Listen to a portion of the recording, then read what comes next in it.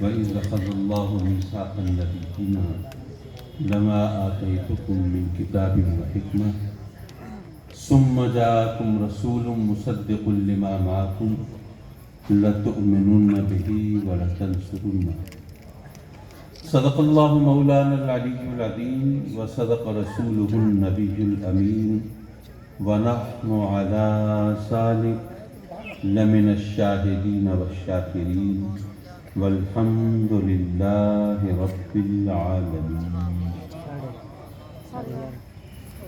ذی وقار و ذی احتشام جماعت سنت پاکستان پنجاب کے اور ملتان ڈویژن اور ضلع کے عہدیداران و اراکین اور مشائخ اعظام علماء اہل سنت، مہمانان گرامی اور مکرم و معزز حاضرین محفل، اللہ نے ہمیں یہ توفیق بخشی کہ ہم نے حضور غزالی زماں کے مزار کے سائے میں یہ عظیم الشان کانفرنس منعقد کی، جس میں آپ نے شرکت فرما کر اپنے لیے گویا اللہ کی رحمتوں کے دروازے کھولے۔ میں اس وقت تقریر کرنے کے لیے حاضر نہیں ہوا۔ تقریر تو آپ جانتے ہیں کہ محترم و مکرم حضرت العلام جناب ڈاکٹر کوکب نورانی دامت برکاتہم العالیہ وہ خطاب کریں گے اور آپ سب ان کو سننے کے شائق ہیں۔ اور ویسے بھی آپ جانتے ہیں کہ گھر کی مرغی دال برابر ہوتی ہے۔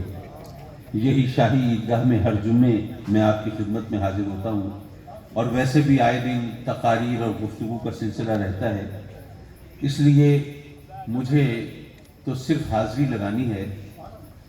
حضرات مکرم، اللہ تبارک و تعالیٰ نے اپنے محبوب علیہ السلام کو جو عزت، جو عظمت، جو شان، جو مقام، جو مرتبہ عطا فرمایا ہے، کم از کم میرے آقا کریم کے غلاموں کے سامنے اس کو ثابت کرنے کے لیے کسی دلیل کی ضرورت نہیں ہے۔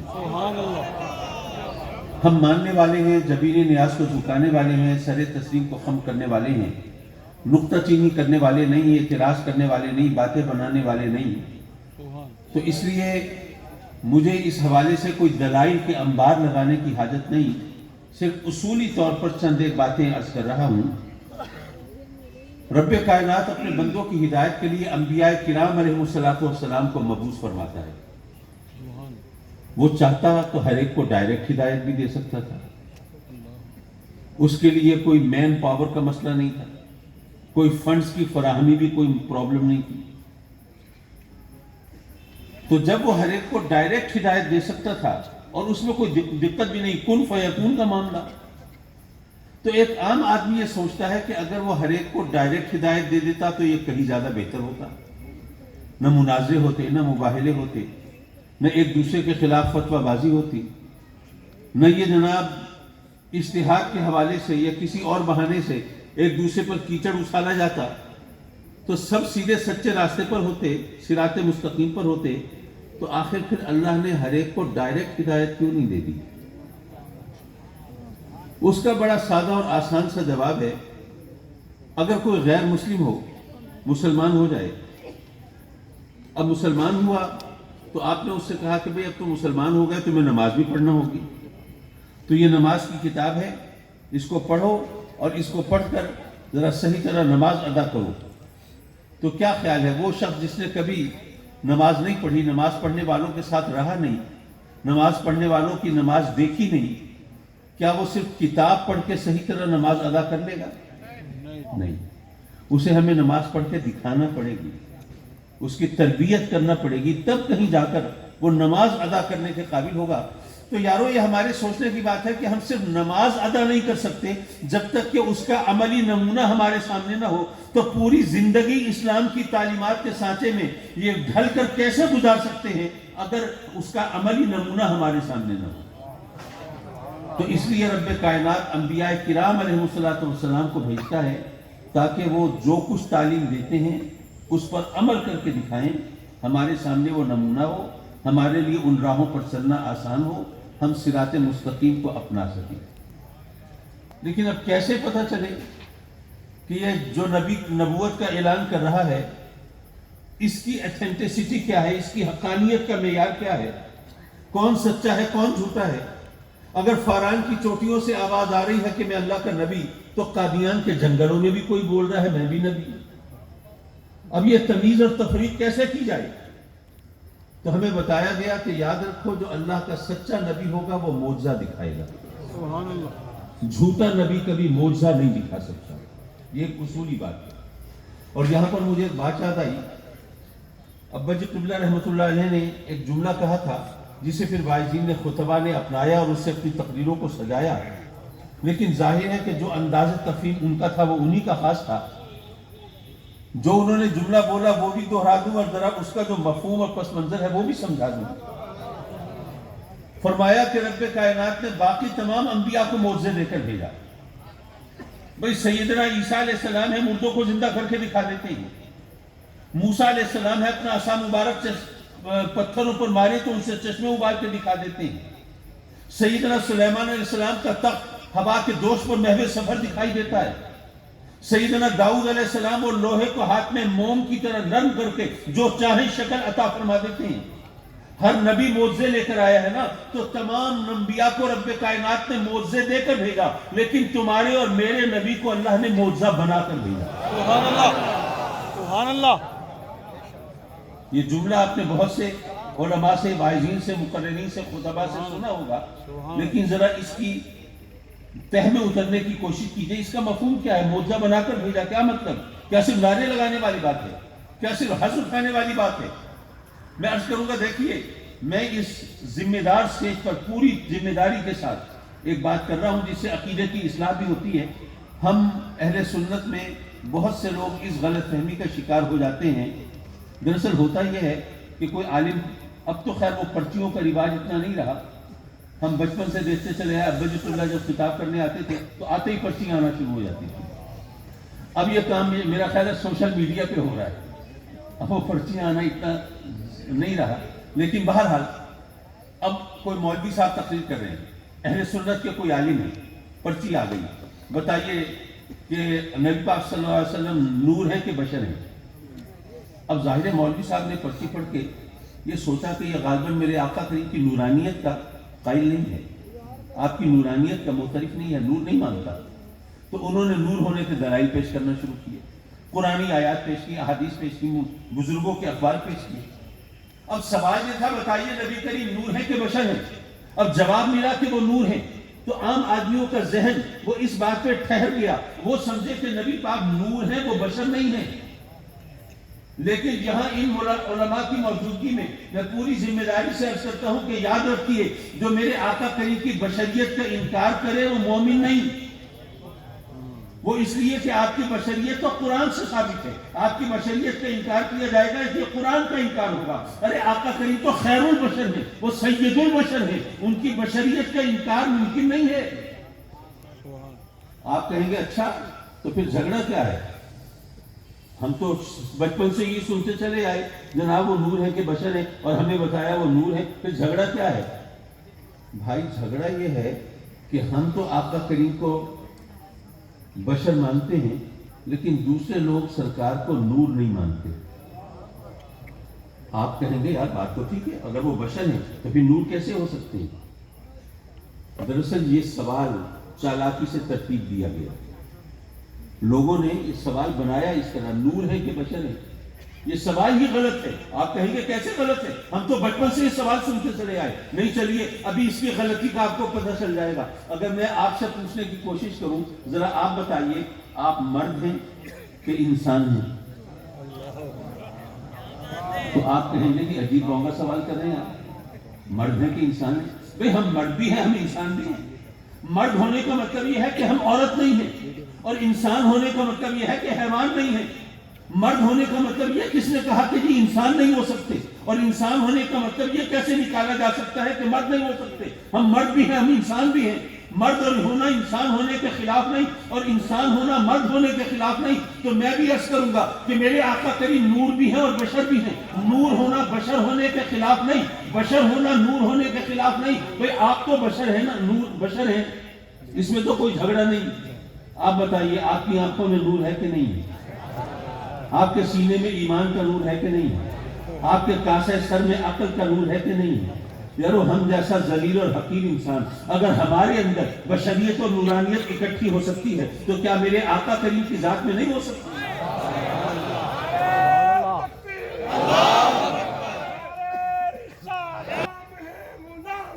رسول کے غلام موت بھی قبول ہے تو زندگی فضول زندہ باد۔ تو حضرات کرم سرکار دو عالم نور بھی ہیں اور بشر بھی ہیں، یہ ذہن میں رکھیے۔ اگر کوئی بشریت کا انکار کرے وہ دائرہ اسلام سے خارج، اور اگر کوئی نورانیت کا انکار کرے وہ بھی صراط مستقیم پر نہیں، وہ بھی بھٹکا ہوا ہے، گمراہ ہے۔ میرے آقا کریم نور بھی ہے، بشر بھی ہے۔ اب یہ بتائیے کہ اگر کوئی نور ہے تو وہ اگر کھائے پیے تو یہ معجزہ ہوگا کہ نہیں ہوگا؟ نور تو کھاتا پیتا نہیں، لیکن نور اگر کھائے پیے، ابھی آپ سوچئے یہ لوہے کا راڈ ہے، یہ بے جان چیز ہے، اگر اس کے بارے میں کوئی کہے کہ اس نے کھانا کھا لیا تو آپ بتائیے کہ معجزہ ہوگا کہ نہیں ہوگا؟ جو کھانا نہ کھاتا ہو وہ کھانا کھانے لگے تو معجزہ ہوگا۔ یہ ڈائی سے لکڑی کا بنا ہوا کوئی کہے چاولوں کی ڈش ہڑپ کر گیا تو کہیں گے تمہارے بھی معجزہ ہو گیا۔ جو کھانا نہ کھاتا ہو، جو پانی نہ پیتا ہو، وہ اگر کھانے پینے لگے تو معجزہ ہوگا۔ میرے آقا کریم نور ہیں، اور نور کھاتا پیتا نہیں، لیکن میرے آقا کریم نے کھانا تناول فرمایا ہے، پانی نوش فرمایا ہے، تو پتہ یہ چلا کہ یہ معجزہ ہے۔ میرے آقا کریم نور ہیں اور سرکار بشر بھی تو ہیں۔ اب یہ بتائیے بشر کھائے پیے بغیر زندہ رہ سکتا ہے؟ نہیں۔ تو میرے آقا کریم اگر صوم وصال رکھیں، ممکن ہے آپ سوچیں یوم وصال تو سنا تھا، صوم وصال کیا ہے؟ صوم کہتے ہیں روزے کو، وصال کہتے ہیں میلاد کو۔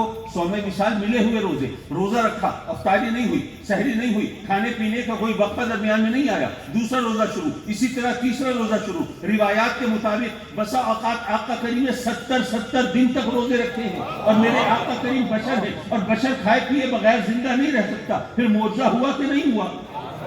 سبحان اللہ۔ میرے آقا کریم نور ہیں، نور کا خون بہتا ہے؟ نہیں۔ اب آپ کے سامنے اگر میں کوئی چاقو اس ڈائس میں گھونپ دوں اور اس سے خون کے فوارے ابل پڑے، آپ کہیں گے کمال ہے، معجزہ ہو گیا۔ بھئی ڈائس کا لکڑی کا خون تو نہیں بہتا، جس کا خون نہ بہتا ہو اس کا خون بہنے لگے، معجزہ ہے کہ نہیں ہے؟ اور آقا کریم نور ہیں، نور کا خون تو نہیں بہتا، لیکن اگر طائف میں آپ کے مقدس لہو سے آپ کی نالین پاک بھر جائے، اگر احد میں آپ کو زخم لگے اور آپ کے لہو مبارک کے قطرے بہیں، تو پھر معجزہ ہوا کہ نہیں ہوا؟ آپ تو نور ہیں اور نور کا خون تو نہیں بہتا، لیکن آپ بشر بھی تو ہیں۔ تو کیا ممکن ہے کہ بشر کا سینہ چاک کیا جائے، اس کے اعضاء کاٹے جائیں اور خون نہ بہے؟ اللہ اکبر۔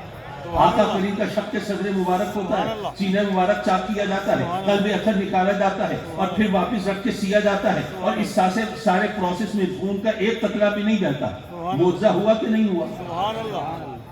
میرے آقا کریم بشر ہیں، لیکن ایسا ہوا تو معجزہ تو ہوا۔ بے شک۔ اگر کوئی نور ہے تو یہاں دنیا میں رہے بسے، شادی رچائے، اولاد کا باپ بنے، کیا ممکن ہے؟ نہیں، معجزہ ہوگا۔ میرے آقا کریم نور ہیں، لیکن آپ یہاں دنیا میں رہے ہیں، آپ نے شادی بھی کی ہے، آپ بچوں کے باپ بھی بنے ہیں، معجزہ ہوا کہ نہیں؟ اور آپ بشر بھی تو ہیں، اور بشر اس طرح بغیر کسی ایکوپمنٹ کے، کسی خلائی سفر، خلائی جہاز اور خلائی لباس کے یہاں سے آسمانوں کی طرف چل پڑے، معجزہ ہوگا کہ نہیں ہوگا؟ میرے آقا کریم شب معراج میں تشریف لے گئے، بشر ہیں، معجزہ ہوا کہ نہیں ہوا؟ بے شک۔ یارو میرے آقا کریم بشر بھی ہیں اور نور بھی ہیں، دونوں حیثیتوں کو سامنے رکھو۔ پتہ یہ چلا کہ آپ کھانا کھائیں تو معجزہ، نہ کھائیں تو معجزہ، پانی پیے تو معجزہ، نہ پیے تو معجزہ، خون بہے تو معجزہ، نہ بہے تو معجزہ، زمین پر رہے تو معجزہ، آسمانوں پر جائیں تو معجزہ۔ ارے باقی نبیوں کو اللہ نے معجزے دے کر بھیجا ہے، اور آپ کے میرے نبی کو معجزہ بنا کر بھیجا ہے۔ اللہ اکبر۔ یا رسول اللہ اکبر۔ زندہ باد، زندہ باد، زندہ باد، زندہ باد۔ تو حضرات مکرم میں یہ عرض کر رہا تھا کہ نبی کی پہچان معجزہ ہے، تو میرے آقا کریم سے کتنے معجزے ظاہر ہوئے. چاند کے 2 ٹکڑے بھی کیے ہیں، سورج کو الٹے پاؤں بھی پھرایا ہے، سبحان اللہ جانوروں سے کلمہ بھی پڑھایا ہے، سبحان اللہ درختوں کو اپنی بارگاہ میں بھی بلایا ہے. سبحان اللہ. حضرات مکرم یہ تمام معجزے ہیں، لیکن مقررین نے، واعظین نے، بلکہ علماء نے اور محققین نے یہ بتایا کہ میرے آقا کریم کا سب سے بڑا معجزہ قرآن ہے. سبحان اللہ. اچھا میں سوچنے لگا کہ یہ عجیب بات ہے، ہم قرآن کو معجزہ مانتے ہیں، لیکن قرآن کو معجزہ منوانا یہ تو بڑا مشکل کام لگتا ہے. دلیلیں دینی پڑتی ہیں، لوگوں سے منوانا پڑتا ہے، لوگوں کے سامنے دلائل کے انبار لگانے پڑتے ہیں، پھر کہیں جا کے لوگ مانتے ہیں کہ قرآن معجزہ ہے. لیکن اگر یہ کہا جاتا کہ چاند کو 2 ٹکڑے کرنا معجزہ، سب سے بڑا معجزہ یہ ہے، تو ہر ایک مان لیتا. سورج کو الٹے پاؤں لوٹانا سب سے بڑا معجزہ، ہر ایک مان لیتا. تو چاند کو سب سے بڑا معجزہ کیوں قرار دیا گیا؟ یہ بات ذرا سمجھ لیجیے. پھر میں ڈاکٹر کوکب نورانی صاحب کو زحمت دوں. ان کو ابھی صبح کراچی میں تھے، وہاں فلائٹ لیٹ ہوتی رہی، بمشکل تمام 2 بجے لاہور پہنچے، بائی روڈ یہاں تشریف فرما ہوئے.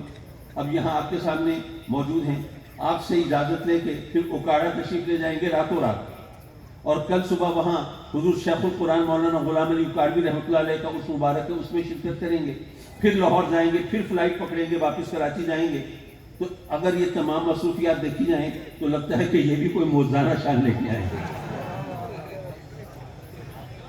حضرات مکرم میں یہ عرض کر رہا تھا کہ قرآن مجید سب سے بڑا معجزہ کیوں بتایا گیا؟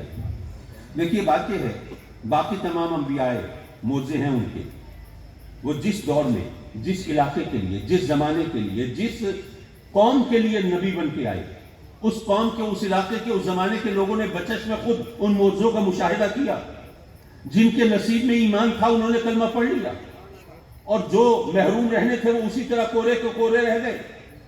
لیکن بہرحال وہ انبیاء جس زمانے، جس قوم، جس علاقے کے لیے نبی بن کے آئے، اس زمانے، اس قوم، اس علاقے کے لوگوں نے ان معجزوں کا خود مشاہدہ کیا، انہوں نے خود دیکھا. لیکن آج حضرت عیسیٰ علیہ السلام نے جن مردوں کو زندہ کیا تھا، آپ کے موبائل میں کسی کا عطا پتہ ہے؟ نہیں. حضرت موسیٰ علیہ السلام نے جو پانی کے چشمے ابالے تھے، وہ سائٹ آپ کے ذہن میں ہے کہیں ڈے آؤٹ کے لیے وہاں چلیں پکنک منانے؟ نہیں. حضرت سلیمان علیہ السلام کے تخت کو آپ نے ہوا میں اڑتا ہوا دیکھا ہے؟ یار وہ تمام انبیاء کے معجزے، ہمارا ایمان ہے ان پہ، لیکن اب وہ ہمارے سامنے نہیں، کیونکہ وہ انبیاء جس زمانے، جس علاقے، جس قوم کے لیے تھے، اس علاقے، اس زمانے، اس قوم میں وہ معجزے موجود تھے، لیکن آج وہ ہماری آنکھوں کے سامنے نہیں. نعرہ تکبیر، نعرہ اپنی گفتگو کے آخری لمحات میں ہوں. سچی بات یہ ہے کہ میرا اتنا لمبا خطبہ دینے کا، لمبی چوڑی تقریر کرنے کا ارادہ نہیں تھا، لیکن اب صرف آخری لمحات میں ہوں اور میری تقریر کا نچوڑ وہ آپ کے سامنے آ رہا ہے. میں یہ عرض کر رہا تھا کہ تمام انبیاء تشریف لائے معجزے لے کر، تو جس زمانے، جس علاقے اور جس قوم کے لیے وہ نبی بن کے آئے، اس زمانے، اس علاقے، اس قوم کے لوگوں نے وہ معجزوں کا بچشمہ خود مشاہدہ کیا، دیکھا، معائنہ کیا. میرے آقا کریم حضور علیہ السلام، بے شک آپ نے چاند کے 2 ٹکڑے کیے، لیکن آج وہ 2 ٹکڑے ہوا چاند ہماری آنکھوں کے سامنے نہیں. سورج کو الٹے پاؤں تو پھرایا، لیکن سورج کی الٹی چال کا مشاہدہ ہم نے نہیں کیا. وہ پتھروں نے کلمے تو پڑھے ہیں، لیکن کلمہ پڑھتے ہوئے پتھر وہ ہماری نگاہوں میں نہیں ہیں. وہ تمام معجزہ ہمارا ان پر ایمان ہے، لیکن وہ ہمارے تجربے، مشاہدے میں نہیں. یارو جب میرے آقا کریم صلی اللہ علیہ وسلم کا دور نبوت قیامت تک چلنا ہے تو یقینی طور پر کم از کم کوئی ایک معجزہ تو ایسا ہونا چاہیے جو قیامت تک باقی رہے. تو وہ معجزہ قرآن کی صورت میں ہمارے سامنے ہے، وہ معجزہ قرآن کی صورت میں ہمارے سامنے ہے. پتہ یہ چلا کہ قرآن کا معجزہ ہونا دراصل ختم نبوت کی دلیل ہے، کیونکہ یہ معجزہ ہے، یہ قیامت تک باقی رہے گا.